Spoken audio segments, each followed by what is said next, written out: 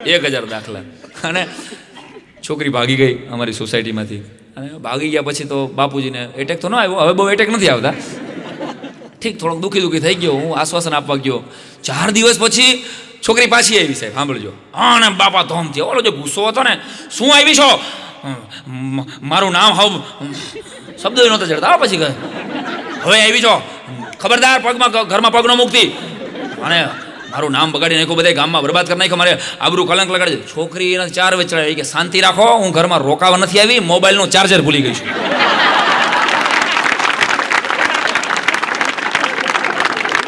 મને રસાઈ નથી.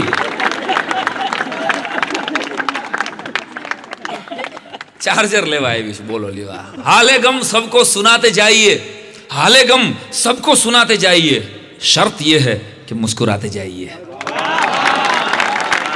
शर्त ये है कि मुस्कुराते जाइए. પણ આલમ ખુરશીદનો એક શેર, એ કવિતા આપના હૃદય સુધી પહોંચાડું છું કે હાથ પકડ લે અબ ભી તેરા હો सकता हूं मैं, हाथ पकड़ ले अब भी तेरा हो सकता हूं मैं, और भीड़ बहुत है इस मेले में खो सकता हूं मैं.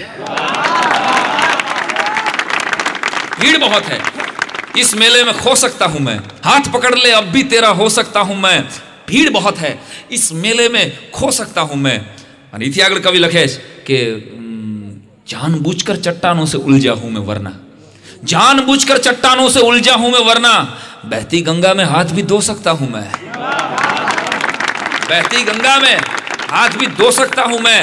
અને બ્રહ્મભટ્ટ સાહેબ આગળ અમારો કવિ લખે છે, આલમ ખુરશીદના કવિતાનો શેર આ મને બહુ ગમે છે કે पीछे छूटे साथी मुझको याद आते हैं वरना, पीछे छूटे साथी मुझको याद आते हैं वरना, इस दौड़ में सबसे आगे हो सकता हूं मैं. पीछे छूटे साथी मुझको याद आते हैं वरना, इस दौड़ में सबसे आगे हो सकता हूं मैं. અને આ શેર મને ખૂબ ગમે છે એટલે તમારા સુધી પહોંચાડું છું કે એક માसूम सा बच्चा मुझ में अब तक जिंदा है, एक मासूम सा बच्चा मुझ में अब तक जिंदा है, छोटी छोटी बातों पर भी रो सकता हूं मैं.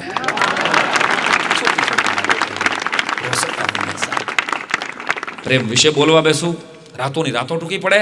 પણ એક પ્રસંગ જેમ મેં પહેલા વાગમાં કીધો હતો એમ એક નાનકડી વાત તમને કરવા જઈ રહ્યો છું. ગામડું ગામ, અને ગામડા ગામમાં 3 ભાઈબંધ, પણ એવા પાકા ભાઈબંધ કે એને વગર હવાર ન પડે, ત્રણેયને એકબીજાને મળ્યા વગર, એકબીજાને જોયા વગર, એકબીજાની યાર વાત કર્યા વગર હાંજ ન પડે.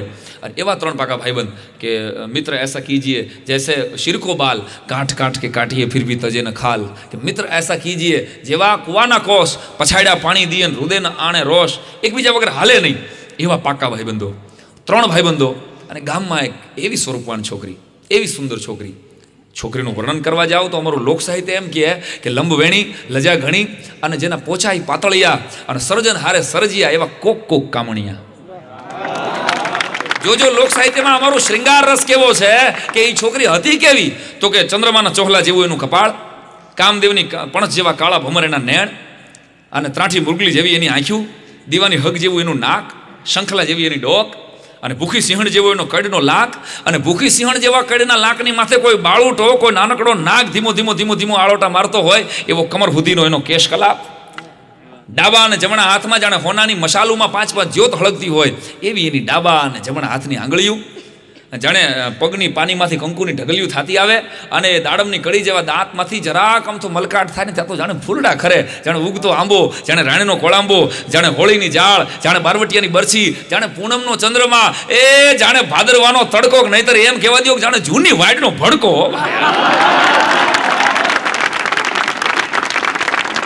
સાહેબ આ લોક સાહિત્ય કહે છે આપણું કામ, ઉગમણો વાવાય તો આથમણી નમી જાય, આથમણો વાવાય તો ઉગમણી નમી જાય, આ ચારે દિશાના વાવાય તો આમ કરીને આમ હકેલાઈ જાય, મુઠ્ઠી ઉઘાડો તો આકાશમાં ફેલાઈ જાય. જોગીઓનો જોગ, તપસ્વીઓનું તપ, સિદ્ધોની સિદ્ધાય, અને પીરોની ફકીરાય, આ બધું ત્યાં સુધી જ સલામત હતું જ્યાં સુધી એને આ સુંદર નારી જોઈ નહોતી. ભલા માણસ, આવું રૂપ સ્વર્ગની કોઈ અપ્સરાને જાણે શ્રાપ દીધો હોય, અને એ આ ગામના પાદરની માલિકો છોકરી બનીને, સ્ત્રી બનીને આવી હોય, આવી રૂપના રંભા જેવી ભલામણ સ્ત્રી. અને એ છોકરી, અને આ જુવાનિયાને કહું છું કે આવી સ્ત્રી ક્યાંય સામે જોવા મળે ને પહેલા તો વેલેન્ટાઇન ડે ની રાહ જોવા ન રહેતા. ઉપર મારી મમ્મીને પૂછતો આવો, હવે મમ્મીને પૂછવા જાય ને ત્યાં બધું પૂરું થઈ જશે. અહીંયા વચ્ચે વાત કરી દઉં તમને,